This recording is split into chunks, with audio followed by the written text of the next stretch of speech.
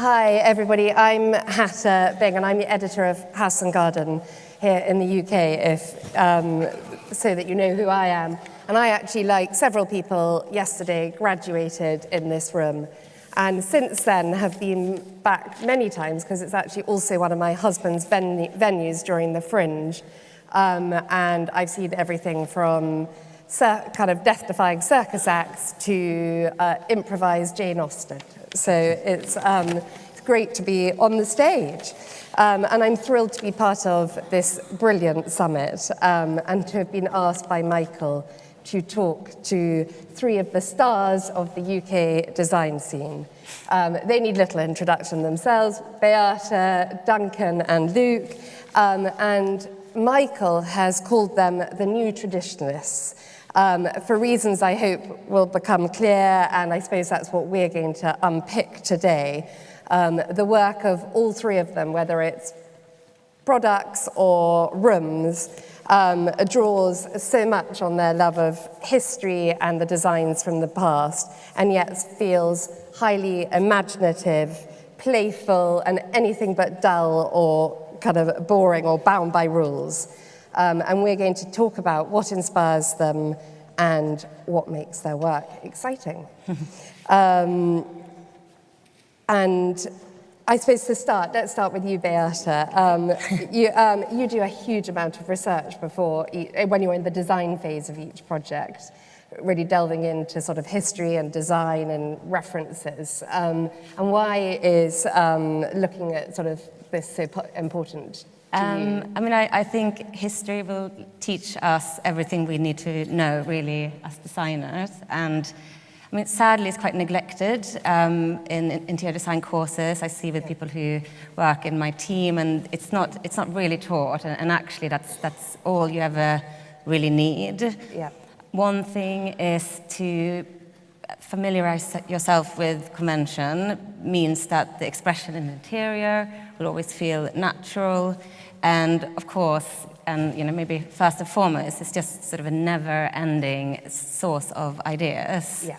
And there's always more to discover. I mean, I've read a lot, and every week I learn something new, and it's obviously never ending. There's so much out there, which also makes it exciting. And what are you sort of looking at? Is it books? How do you sort of research? It depends a bit. I mean, it can be quite specific things. So we're doing a project in LA at the moment, in a green and green building. So then I didn't know so much about them before, so then I will read a specific book on that. And then I will also generally read, if it's an old house, about what was going on around the time it was built, and just sort of understand a little bit what's happening in the world. And then also I look a lot at specific pieces of furniture. Right. So, everyone wants to create work that stands the test of time. So what better place to start than looking at pieces that still exists in the world, at least sort of 80 or 100 years later. And what is it that makes them still here, basically, and try and kind of analyze that. So, I learned a huge amount from that as well. Yes. And, so when you were doing your Beata, which I think some of you may have come to, has the most amazing studio and gallery, I suppose, showroom in London, in Hammersmith. And when you were doing that, which is quite a sort of, kind of a really interesting historical building, you actually commissioned a sort of historical report. Yeah, exactly. Yeah. So just sort of walk around and tell us a little, to just figure out what was original, what was added. Yeah. It's from 1820s, and then some bits were added in the 1860s. And then also just, in general, I think if you're working with historical building, it's a good place to start. Is obviously, today we can get hold of anything we want when you live in a city like London, but at the time when the house was built, what were the limitations of the place itself? That doesn't mean they have to slavishly follow that, but I think when it comes to fixed materials, that's a really good place to start. I mean, if you look at what was happening in the 18th century in Sweden, that was very much a sort of, they were taking inspiration from the French court, but it's done in a very Swedish way, which is pared back, and a lot of pine, and a lot of sort of painted stuff rather than gilt things. And it's so much a product of the kind of limitations of the place itself, which I think is really interesting to think about, and at least be aware of what that is, even if you're going to kind of break it. And do you find it useful almost to kind of giving yourself a brief, those limitations as a starting off point? I think it's good when it comes to fixed materials, but it's also, that's kind of the starting point. Yeah. But I don't only want it to be sort of what it was when it was built in 1820. Then you have to think about like all the times the house has lived through as well, like what would have happened after that. And even, sometimes I think it's quite fun to add things that you could imagine someone might have put there in the 60s or 70s, and, so that it encompasses everything that has come before and not just when it was built. Yes. If that makes sense. Yeah, absolutely. So that is also something that I'm kind of looking for, which makes it quite exciting, because there's, really inspiration to be had from everywhere. Everywhere, and the sort of layers of history and time. Yeah. Duncan, your work feels kind of very multi-layered, and like Beata's, which we'll come on to, very modern in spirit. But what role does the sort of past and tradition and design kind of influences come into your work? I think it all starts with history for us. I mean, every project is about delving back, whether it's about where is this house? What's the spirit we want to evoke? What's the story of the architecture? What's the place? I mean, we all love a bit of 18th century boiserie or a 1970s sectional sofa, but I don't think anybody really wants to go back necessarily. No. And we try not to make things that are nostalgic, but for me, the most exciting thing about design, especially with working with historical buildings, is about the mix and about the juxtaposition and about taking things that are appropriate for the building and the time. As Beata said, with things like fixed materiality, but then doing things that are totally at odds. And I think actually, objects do talk, and I think materials talk, and I think, for us, a successful home or a successful room feels surprising and unexpected. So I suppose that's a bit where the modernity comes in. I don't think we're ever trying to create faithful recreations of museum sets. No. But history is sort of key to everything we do, really. Yeah. And what particularly are there sort of particular periods or things or people that you were influenced by? I think maybe the sort of control freak in me quite loves the idea of early 20th century ensemble decorators like Ruhlmann or Joseph Hoffman or even someone like Joseph Frank, who were creating total worlds, and they were as interested in a doorknob as a coffee cup as they were about designing a fabric for a room or a frieze or a door surround. So, I mean, obviously not all of our projects go like that. And actually, it depends on the client and what they want. Totally. I mean, that's a dream scenario to kind of create a Gesamtkunstwerk. And it definitely makes a lot more sense in a commercial setting where you can design a restaurant and that's the room forever, or as long as they keep it like that.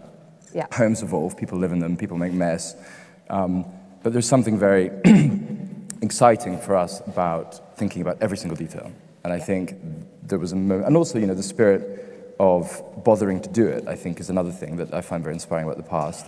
When you think about a room like this, which would never, ever, ever be built again, and you look at the what it's about, but also the importance of decorative arts and how many people and how much skill it would have taken to do it. So I think when we're thinking about historical interiors, that's a lot. That comes in a lot. It's like, bothering to do things that perhaps not everyone would want to do. And that's what's exciting and looking at that you won't get like a financial return on, but because it's going to take you a lot longer to put those things in. But like those details and caring about them, that's what makes it so special. Yeah, it makes the room sing. Yeah, but it doesn't make like financial sense, I guess, in terms of making money. No, exactly. And I suppose, I mean, you're all three of you probably using tradition, like Lulu was talking yesterday, but traditional skills and decorative skills and painters in your work.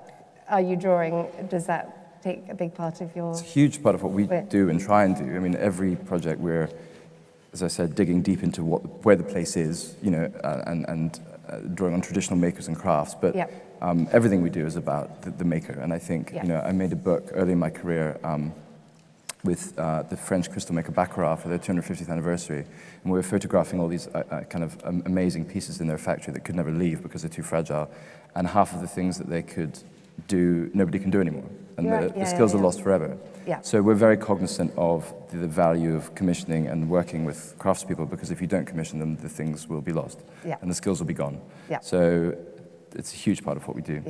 And are there particular craftspeople that you've worked with recently that have excited or enabled things to happen? Sorry, this is... throwing it out there. Don't worry, you can think about it and bring I was talking to someone the other day about, so I have a small clothing brand called Chateau Orlando, and I was just talking to someone yesterday about he has a little workshop in London, and he's making things out of metal, and he's making brooches for us, aluminium, medieval-inspired brooches. So that's exciting. But I think in all of my projects, there's like an element of that. I mean, I was just looking at the restaurant I did in St. Moritz. We got a specialist painter to paint the ceiling with a mural, and also the reception stand. She painted this incredible alpine scene on. So I think throughout the interiors projects, but also in my clothing as well, lots of the jumpers that we make, because we're mostly a sort of little knitwear brand, we embellish with embroidery, so we find small companies to do projects like that for us. Yeah, and that's what makes it exciting, doesn't it? And makes, the historical references coming out in very different, new ways, and working with these people to bring them alive. Luke, you've just touched on it a little bit, but for me, your work has a sort of romance in the way you sort of draw on the past. And by that, last week, 2 books landed on my desk, your Faber classics illustrated, and they're brilliant. I'm looking forward to actually reading them. Well, one I had read before, but I will read again with your illustrations there. But yes, and there's, I suppose, an element of storytelling. Is that right in how you go about a project? Yeah, absolutely. I think storytelling I always say that storytelling is sort of at the heart of all of my projects. It kind of runs through everything I do, and I love that beginning stage of a project. And I think the storytelling goes all the way through a project, but I love the beginning stage of coming up with a story. And I kind of see it as like building a patchwork of references and creating this story. And I think with an interior, it kind of is this twin aspect thing of, on one hand, as Beata was touching on, that kind of, if I'm working on a restaurant or a hotel in a building, it's about sort of looking at the building's history and its architecture and its location, and that's all really key and feeds into the design. But then on the other hand, I kind of let myself go in for fantasy, and kind of bringing those things together, I think is really, really key in my work. Coming up with the kind of story I love. And I think it really grounds all of the projects that I do. I need there to be a kind of narrative. Even with, Chateau Orlando, we make 2 collections a year. And for me, it's just really great to indulge these niche interests that I have, because each collection is based on something, whether it's Cornish folklore or kind of an imaginary hotel in the Alps. There's always this kind of narrative. And I think romance was a word that I use a lot. Romanticism. I really love the kind of art history definition of romanticism, because it's all about that kind of emphasis on emotion and reveling in nature and the individual, and that all kind of really chimes with me, I think. Yeah. And I think why all 3 of you, the sort of what Mike was saying about the sort of excitement of your work, is that feeling that these is the sort of thorough research and sort of, as you said, Luke, you've picked on a sort of theme or a story because it means something to you and it's coming from somewhere within here, rather than you've clicked through a whole lot of Pinterest pictures and it's that sort of very kind of thoughtful use of history that kind of defines all of your work. And the hotel, Les Deux Gars in Paris. Yes. So that you very much you actually sort of dreamt up an owner. Dreamt up an owner. Yeah. I mean, there were a few. I think with these kinds of projects, I always have like different kind of stories and strands running through. And one was the idea of an owner with his kind of collection of things. And I think that project in particular was also about this. It was my first project, really, my first kind of big interior project. And I just really liked the idea of an English person's take on Paris, and me coming as an English designer with my, what I think of as being very English take, you know, kind of mixing furniture from different periods, mixing lots of colors and patterns, and then playing with kind of classic French tropes. So I did lots of toile de joie wallpapers in kind of unexpected color combinations, and the ground floor has a lot of antiques, a lot of like French Empire antiques. So it was this idea of, kind of mixing an English take with a French take. But then also, I think you can also have kind of quite simple ideas as well, in the sense that this hotel, it was never going to be the chicest hotel on like the left bank. It's kind of, it was not the biggest budget project, but it was a really fun project. And I think it was about kind of like, okay, well, let's have fun with lots of color. And I want people to come in off the street, like out of the train station, and come in, and you're just bombarded with color, and bringing this sense of joy. So I think it's really fun having these kind of big concept stories, but then also kind of mixing in just kind of like what you want people to feel when they walk through the door. And I suppose mood is really important when you set off on a journey to whether when you're doing somebody's house, do you feel like mood, that's obviously different to a restaurant. A restaurant, obviously, you've got a brief of a sort of how it wants to be in terms of mood, but a home. Yeah, I mean, obviously, atmosphere is very important, but it's really different, a commercial. You mentioned like Gesamtkunstwerk, and I think, in a way, you look at these interiors by like Hoffman and people like that, and they are or Frank Lloyd Wright, and they are like awe-inspiring. But actually, I'm not sure I would want to live there, because I think that we all crave new things, and we all crave change, and like none of us really need anything else than what we have right now. But we will all buy, that feeling, and I just want to get a new dress, even though I don't need one. And it's the same with interiors. So I think it's really important to create an interior that can take change and being added to over time. And if everything is extremely controlled, then things that are added look out of place. So I actually think a lot about it's like this kind of. I have thought about it a lot, and it's considered by me, but it's quite a motley sort of crew of different pieces, that can then, like almost anything can be added to that mix, and then I try and obviously think about my client and who they are and what they like and and I will see, first time I go and visit them, I'll sort of see how messy their house is, and, I think about things like that too, to create an interior that looks good with people who are messy, or, so Yeah, and so, but you, I imagine you have clients who, are quite well informed and will want to sort of, on the whole, add probably and have their own expression. But I suppose a lot of people also don't. I mean, some do and some don't. Yeah, it's a real mix, actually. And I mean, I'm sure it's a lot of designers in this room, but that, sort of sinking feeling when you come to visit, and it was sort of hideous china just sort of ruins the entire thing. But you also have to sort of let them, I guess. Yes, and that is part. In a way, you do have to let go, because that is part of it, and it should be like that. Yeah, and if you really succeeded, you have been able to sort of you'll understand what their taste is, and you created a backdrop that can take what they add. There's some curveballs, but we just remove that for the photograph, and then forget about I even find that with my own husband. Long to control some of his buys. And yes, I mean, leading on from Luke's hotel in Paris, I suppose travel is really important to you all. I mean, Luke and Duncan, you travel a lot. Are you choosing your trips because it's places where you will get inspiration? Is travel important to the sort of looking and developing your eye? I think food is the first reason that we travel anywhere, probably, which is why Italy ends up on the list as often as it can. But of course. Yeah. I mean, I think there's nothing more inspiring than looking. And, whenever we travel, we're going somewhere to see things. And, often in Italy, it's about looking at architecture and churches and paintings and, things that, again, would never be made again. And I think that's really exciting because, where could you get better inspiration from than the past in that respect? So travel is always about sort of, I always think it's like if you, as a designer, sometimes you feel like a squeezed lemon. And you feel like you're being juiced quite a lot. And I think in order to be juiced, you have to have juice in you to begin with. So for me, looking is how you sort of rejuice. Totally. And I remember Robert Kyne saying that he was really encouraged by Geoffrey Benison never to stop dealing in antiques because for his interiors, it kept him looking.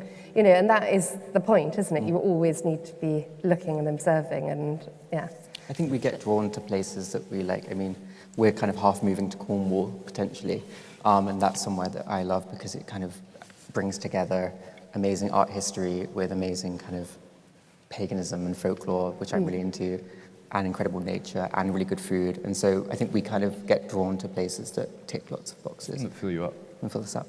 I also think my life isn't quite as fabulous as Luke and Duncan. With two children. I don't feel like I travel quite as much, but whenever I do, I do feel inspired. But I also think it's because you're in a new place, so then you see things with other eyes. And I do think it's a state of mind as well. Yes. And I think it's possible to try and bring like that excitement you feel when you're if you can't travel. It's, you know, try to see the world and your immediate surroundings like that. And then, you know, you can find that kind of inspiration, you know, even in your own home. Yeah, even in your own home, or on your journey to the tube, or whatever. Yeah. So I wanted to bring up something, because Ben Pentreath, with the launch of his book, I read in an article somewhere, and where he said, "I'm not afraid of copying old buildings. I think originality is overrated." And obviously, we're all friends and admirers of Ben's work on this stage, but I thought it was interesting to discuss in the light of your work, as I suspect none of you want to be seen as copying, and maybe you're not seeking originality, but at least a sense of the unexpected, and Duncan mentioned surprise. Beata, what's your take on this? I love that he said that. I think it's very refreshing and honest. Yeah. I think he was talking more about buildings maybe, but I also think he thinks like that about interiors. But I mean, yeah, of course I want the rooms that I do to be special. Yeah. But I also think, I think sort of thinking about what convention is really important in a residential environment, so that it feels familiar and comforting, and that's really the most important thing. So I guess what I try and do is to really educate myself as much as possible on what has come before and what the right thing to do is, and then perhaps use convention sort of in an unconventional way, and sort of try and make it vivid in that way. Yeah. And would you say I mean, I don't know, originality is perhaps a bit of a, yes, you're not necessarily seeking originality, but a sense of... I mean, I just think the reality is like nothing is, I mean, everything comes from something that we've seen. Of course, no one wants to copy anything, but I mean, we do. Like, I think everything that is created is like just another step in what has come before. But yeah, I mean, I wanted to stand out in its own way, if that's like how you combine things, or colors, or just doing something that's not predictable but still very recognizable. Yes, it's not being predictable. I guess not too much. I think it's important to be quite subtle with it, for it to still feel like, you know, a pleasant environment that will see our clients through, hopefully, for, you know, many years. Exactly. It doesn't have to be a statement for statement's sake. But Duncan, what do you feel on this? I mean, you're trying to push boundaries a little bit. I think we're always trying to make things that feel original and surprising, because that's the joy of design. You know, we're not in the business of recreating. Yeah. If you wanted to go and work for a museum and create a perfect 19th century room, that's a different thing. Yeah. So originality, I think, is very important, but I think you have to be careful not to try and do things that are new for the sake of newness, original for the sake of originality. Because if you look at, you know, a huge amount of contemporary, I don't know, furniture design, for example, you know, it's like, come on, you know. I think newness can be the enemy of beauty in many ways. Yes, totally. So for us, originality is always at the forefront, because you're always trying to create something that hasn't existed yet, I hope. But at the same time, I think we try and avoid newness for its own sake. Yeah. And how much do you feel rooted in sort of traditional English design? I mean, particularly perhaps with your own house and... I think the cliches about kind of dogs on the sofas and faded chairs and big bar tables, which we love, all of that stuff. I think that's probably a lot more about the way we live than the way I work, probably. Yeah. But definitely with English design, I think there's kind of an irreverence, which I love. You know, you mentioned Robert Keim, who we probably think of as kind of the latest master of what we would think of as English decorating. And, you know, what could be more inspiring than having a piece of Greek sculpture next to a Venetian mirror, next to an Iznik, you know, wall hanging, next to an amazing Persian rug? And none of these things are from England. But that is English design, I think, to a large extent. It's about rooms that are assembled over time. It's about collections. It's also about not being too precious, I think. Rooms that are to be lived in. So in that respect, I think it's a huge source of inspiration, but probably less from an aesthetic point of view of a kind of, you know, John Fowler whipped cream curtain scenario. Because I think there's people that probably do that much better than I do. Yes, that's not what your work, or none of your work, is really about. Although, obviously, Beata, you started with Nikki and worked for years for Nikki Haslam. So, which was an yes. What did you learn from him? What have you taken with him? So much. But I started when I was 21 or something, and then having not studied interior design, and then I was there for 9 years. So it was my whole education, and then I set up on my own, which was incredible. I feel very lucky. I mean, he did introduce me to all it's like this sort of Anglo-American tradition and all these decorators from the 20th century that I had no idea who they were at that point, and this amazing library that we were always, looking through, and he was always referencing, and I was there kind of like a sponge, soaking it all up. And then his, you just said the word irreverent, but his irreverence, he loves being quite contrary and doing the sort of opposite of what people think he will do. And especially with materials as well, he has sort of very little regard for, high and low. I mean, he likes to just put sandpaper instead of a panel. That's what I remember. Like that on walls, and that was really fun to see someone. You learn if you just see someone doing it and succeeding, that can be so inspiring. So that really. But I always liked that kind of way of being, but it spurred me on to see him do it and for it to work. Yeah. And then I also think making bespoke furniture, we did, and Of course.